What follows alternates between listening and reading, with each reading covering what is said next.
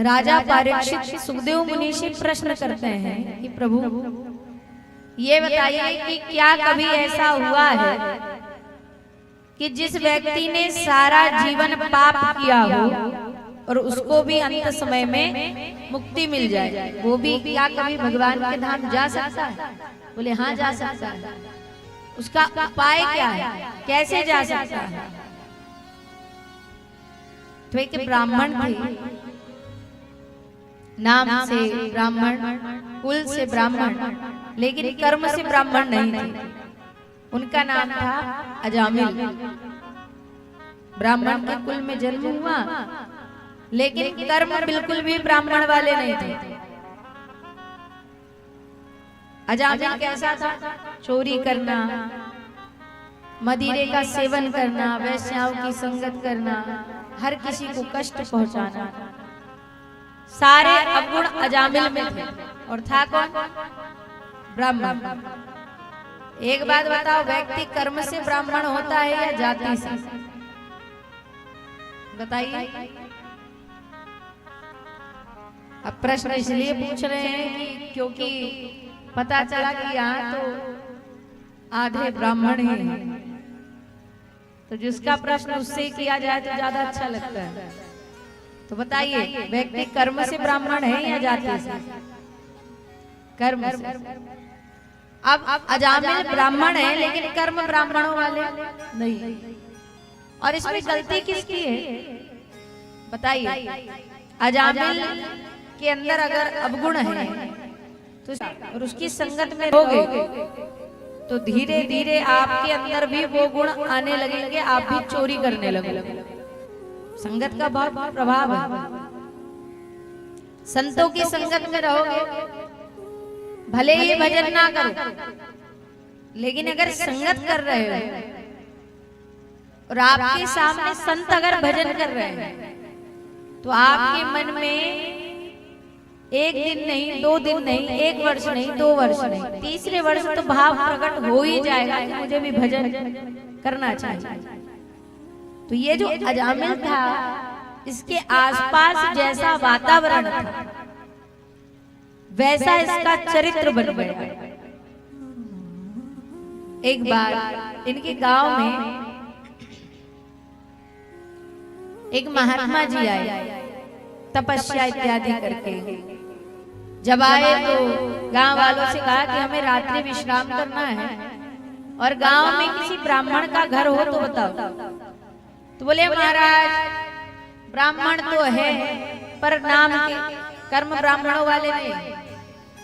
संत ने कहा चाहे जैसे भी हो, हमें तो रात्रि विश्राम करना है, आप तो बता दीजिए।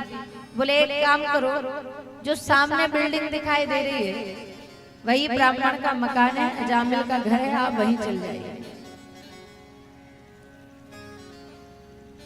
महात्मा जी पहुंचे, अजामिल से कहा कि मैं आपके यहाँ रात्रि विश्राम करना चाहता हूँ। अजामिल ने कहा इतना बड़ा तो मकान है, चाहे जहाँ रुक जाइए। अहंकार से कहा। संत ने कहा कि आज तो यहाँ विश्राम करना है।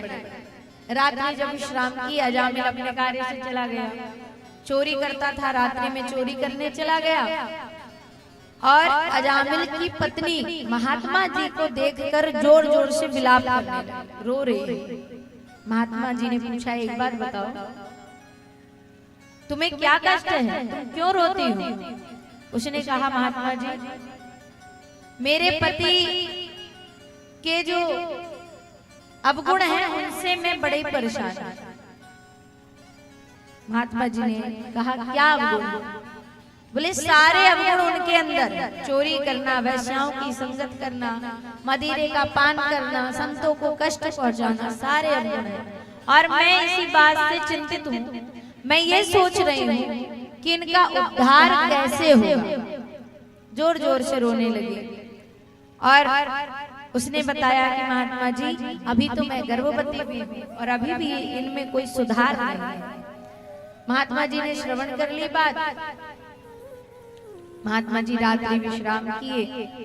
प्रातः काल जब उठकर जाने लगे तो अजामिल से कहा कि हम रात्रि विश्राम करने आए थे, अब हम जा रहे हैं, लेकिन संत ने कहा मुझे तो कुछ नहीं चाहिए, मुझे एक बस आप ये वचन दे दो, मुझे पता चला है कि आपकी पत्नी गर्भवती है और उसके गर्भ से अगर बालक का जन्म हो तो मुझे इतना वचन दे दो कि उसका नाम आप नारायण रखेंगे। अजामिल ने कहा बस इतनी सी बात, ठीक दिया वचन। महात्मा जी वहां से चले गए। अब बालक जब हुआ तो उसका नाम रख दिया गया नारायण। अब पिता का स्वभाव कैसा होता है, घर में अगर कोई पुत्र है पुत्री है तो पिता जब घर लौट कर आता, चाहे पिता जैसा भी हो, लेकिन जब आएगा तो अपने पुत्र का नाम तो पुकारेगा, नारायण इधर आओ, नारायण भोजन खा, नारायण सोने चलो, नारायण घूमने चलो, नारायण खेलने चलो। तो नाम का कितना बड़ा प्रभाव है। जब नारायण नाम रख दिया तो अब दिन भर अजामिल नारायण नारायण नारायण नारायण करता, तो सारे पाप तो घटने लगे। जितने पाप किए थे भगवान का नाम लेने से पाप घटते हैं कि नहीं, नष्ट होते हैं ना। तो अब ये दिन भर नारायण नारायण नारायण नारायण करे। अब अजामिल का जब अंत समय आया तो जीवन भर इसने क्या किया, लोगों को सताया है, चोरी की है, पाप किए हैं। तो लेने कौन आएगा अंत समय में, बताइए कौन आएगा? यमराज। भगवान नहीं आएंगे, यमराज आएंगे, यम के दूत आए। अब यम के दूत होते बड़े डरावने, काले काले, बड़ी बड़ी जटाएं हैं, बड़े बड़े नेत्र हैं, डरावने से। अब उनको देखे तो अजामिल डर गया और डरा तो अपने पुत्र को चिल्ला रहा, पुकार रहा, नारायण मुझे बचाओ, नारायण मुझे बचाओ। अब छोटा सा बालक है, वो तो आंगन में खेलने में लगा है। उसने पिता की आवाज को सुना, लेकिन सुन के भी अनसुना कर दिया, आया नहीं बचाने। जब यम के दूत बाल पकड़ के घसीट कर लेकर के जा रहे हैं तो बड़ी पीड़ा होती है कि पुकार रहा है, नारायण मुझे बचाओ, नारायण मुझे बचाओ। अब पुत्र नारायण ने तो आवाज नहीं सुनी, पिता नारायण ने आवाज सुनी। भगवान विष्णु बोले अपने पार्षदों से, जाओ जाकर के देखो कौन है जो हमारे भक्त को परेशान कर रहा है।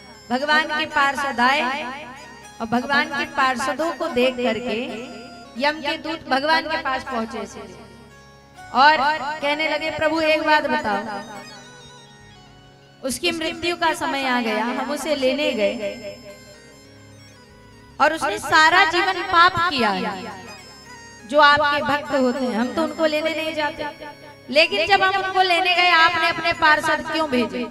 भगवान बोले कि देखो वो मेरा नाम पुकार रहा था, नारायण बचाओ, नारायण बचाओ, और जो भी मेरा नाम पुकारता है मैं तो उसकी सहायता करता ही हूँ।